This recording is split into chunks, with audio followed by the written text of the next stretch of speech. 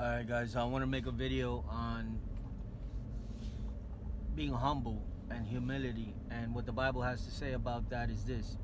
It says, don't make plans for next week, don't make plans for next month or even tomorrow.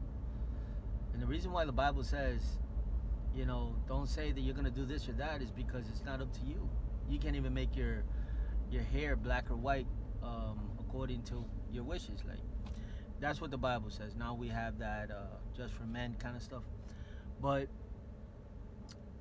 what it was saying is that God's in control of your tomorrows. It was saying that, it could very well be that you don't make it to tomorrow because your ticket is up and then he calls you home. So then don't make plans. Rather have this type of interpretation in life. And I adopted this type of mentality. Early on in my Christian faith because God was teaching me. Rather than say, we're going to go on vacation in 6 months, say, if the Lord wills, we will go on vacation in 6 months. If everything goes according to plan, it's a different frame of words than I will or I am. Right? Leave space for, what could happen. Right? So along the lines of what I just said come other phrases that we use, and I wanted to talk about that. The Bible says that life and death proceed out of the tongue. Life and death, blessings and curses. And so out of that respect, lining up with what I just said about making plans and this and that, I'm going to say this now. There's other things that we judge, and we look at other people that are not like us, and it's easy to judge them because they're different. The Bible says be careful with that as well, because at that point you're spewing curses depending on what you're saying. But if you're judging them, then most likely you're putting them down. And if you're putting them down, you're leaving yourself open to becoming a target for that boomerang, reaping what you're sowing, for that boomerang to come back and snipe you. Right? There's people, I'm going to share with you a couple of testimonies. There's people, there was this, back in the day when I was in the world, I knew about, and again, being in the world just has to do with being a worldly, fleshy, sinner, and all that kind of stuff. Now, back in the day, I used to know a guy that he dealt cocaine, and he dealt it, and the way that he would funnel his money is that he was big time, right? So he used a children's organization, orphanage, to, he kind of, that was his drug money, but he would funnel it somewhere through there. In terms of, it was a facade, it was a diversion, like, to make him look legit. And so he did that. And the point that I'm trying to make here is that this guy was not authentic. He wasn't real. He didn't care about children. He didn't care about kids. He didn't have a big heart. He was doing something evil and using a disguise. The Bible will refer to people like this as wolves in sheep clothing. Long story short, he had a child, and that child was impaired. The child had disability problems. And some could say that's a coincidence that he chose to exploit children's foundation, and then he himself had a child that was, disabled now. So people call that karma, but I call that reaping what you're sowing. So likewise, I have found that people that, I found that life itself,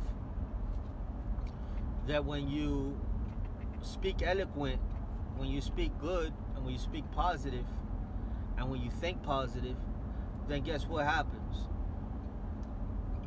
You don't have many enemies, number one. It's not that you don't have any enemies, because there's always going to be haters and people that don't like you, and those people usually have demons, and the demons inside the people don't like you. So that no matter what, you're not going to be able to please everybody. Right? Take Joel Osteen as an example. Joel Osteen is a person that almost every single word that comes out of his mouth is a positive word, right?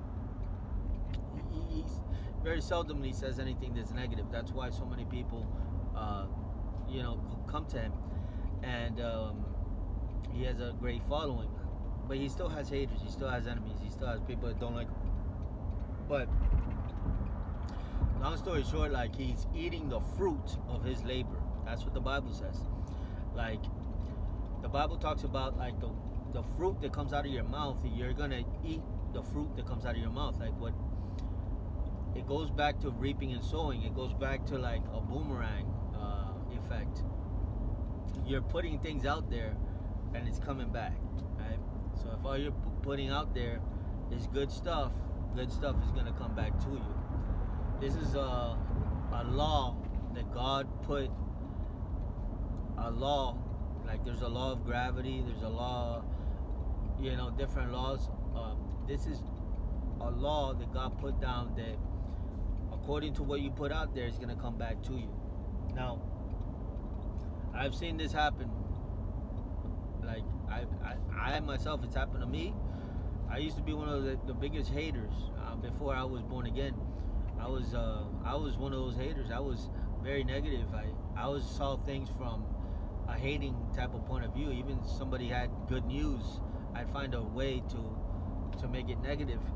I was that guy. I'm not proud of that, obviously, but it just shows that God changed me and transformed me, because now I make encouraging videos. But back then, I was a very, on the inside, nothing could make me happy, because I had all of that inside. The Bible says, out of the abundance of the heart, the mouth speaks. So basically, all I'm trying to say is that what you carry on the inside is going to spew to the outside. But whatever you spew on the outside, you're going to get more of it all over you. So if it's good stuff, you're going to get good stuff. If bad stuff, you're going to get bad stuff. And you will reap what you sow. So that's the video. That's what I wanted to share with you guys. Be careful what you utter, what you talk about, you know, because to the degree that you judge, you will be judged. And to the degree that you show mercy, you will have mercy. Okay? And to the degree that you hold unforgiveness, God will hold unforgiveness towards you. This is all biblical. God says, if you don't forgive, I won't forgive you.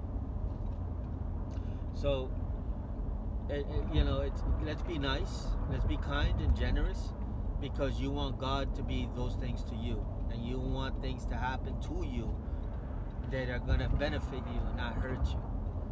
So that's the moral of the story. Do good and you'll get good, right? At the very least, what you're going to have is peace. You know, when you don't have to watch your back to see if an enemy's going to run up on you because of what you did to them or what you said about them, and peace, you have peace. But when you are treating people bad and they heard that you're gossiping and slandering them behind their back, now they're looking for you, right? And it disturbs your peace, and then it creates chaos, disorder, and a lot of other things that have to do with destruction. So God says to you and to me, He says, you know, use this right here, the tongue. Use it to build people up and not tear people down. Because we all fall short of the glory of God, and we all need grace, and we all need love, and we all need forgiveness and mercy. Every single one of us. And so when somebody falls short and does something that they're not supposed to do, take it as a teaching moment, and don't take it as a bashing moment. You know? Teach them rather than bash them. Because when it's your turn that you make a mistake, you want that same grace, and you want that same mercy.